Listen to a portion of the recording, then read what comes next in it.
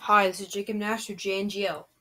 This is Unit 8, Lesson 1 on circles.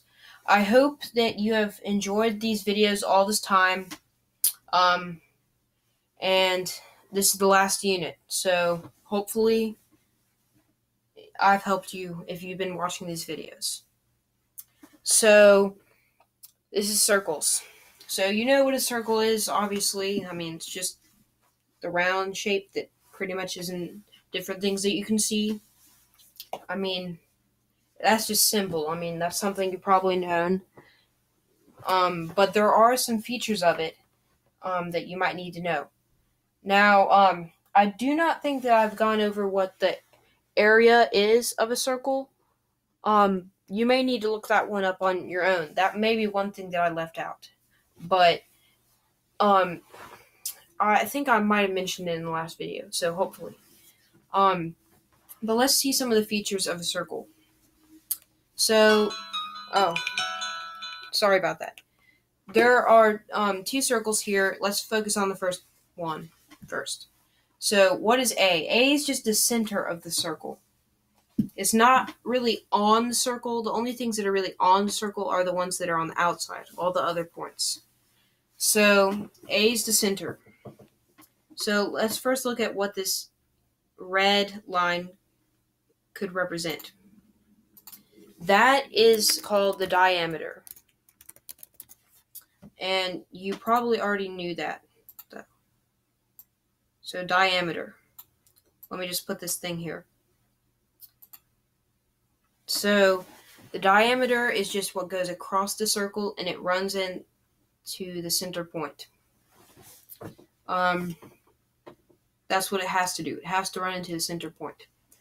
Let's look at this yellow right here. It looks like kind of the same thing. It runs through the circle and it goes to two different points. And that's called a chord. You may have also learned about that one, maybe not. But that's what this yellow is called. Now, a diameter is a chord, but a chord isn't always a diameter. So, this is what I mean.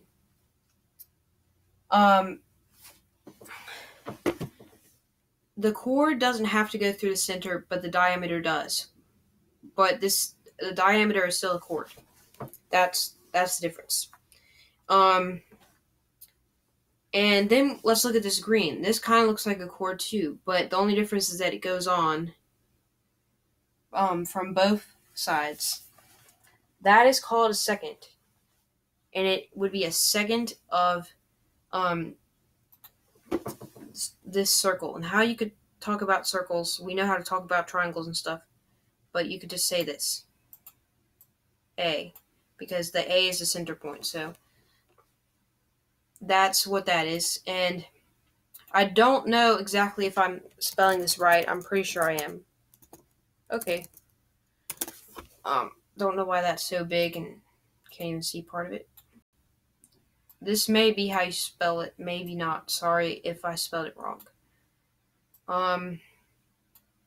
Now, what is this blue? Well, this is the radius.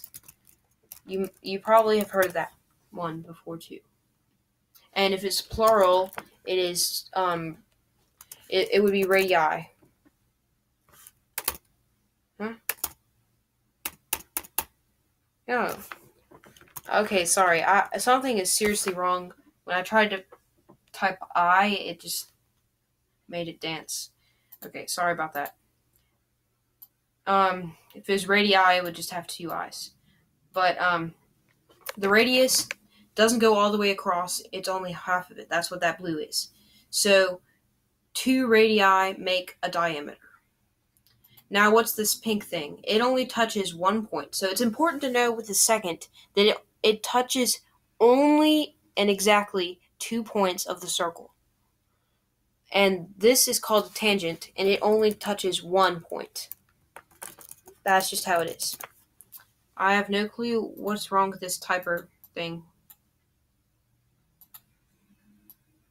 Okay, what the heck?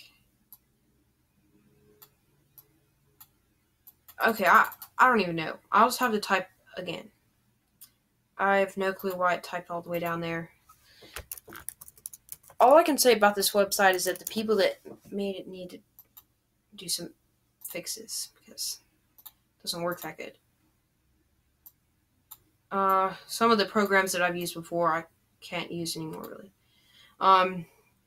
So there you go. That's called the tangent. It only touches 1 point. Alright, those are the features of that circle. Now this one, I just put it on a different circle because it would be too crazy to put that all there. So the center of this one is M, point M. And then we have 3 points that are outside, N, theta, P. Those are the other ones that we have. And that's not an O, that's a theta. Because I use the theta because it O can be confusing sometimes because it seems like that it could be a 0. So I just did that. A theta looks like a 0 with a slash through it. That's not the point though. These are arcs. Arcs are just sections of the outside of the circle. And we need to figure out what kind of arcs are this purple and orange. Now, let's say we're talking about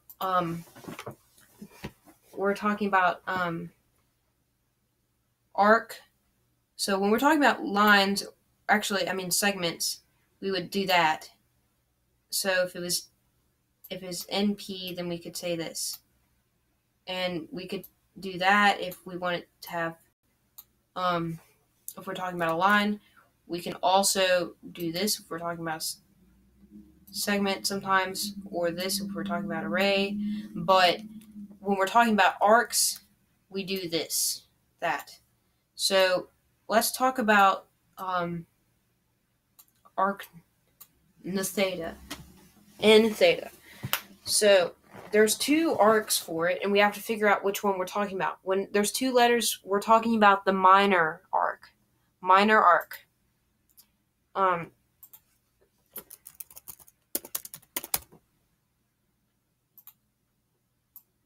So minor arc. Why?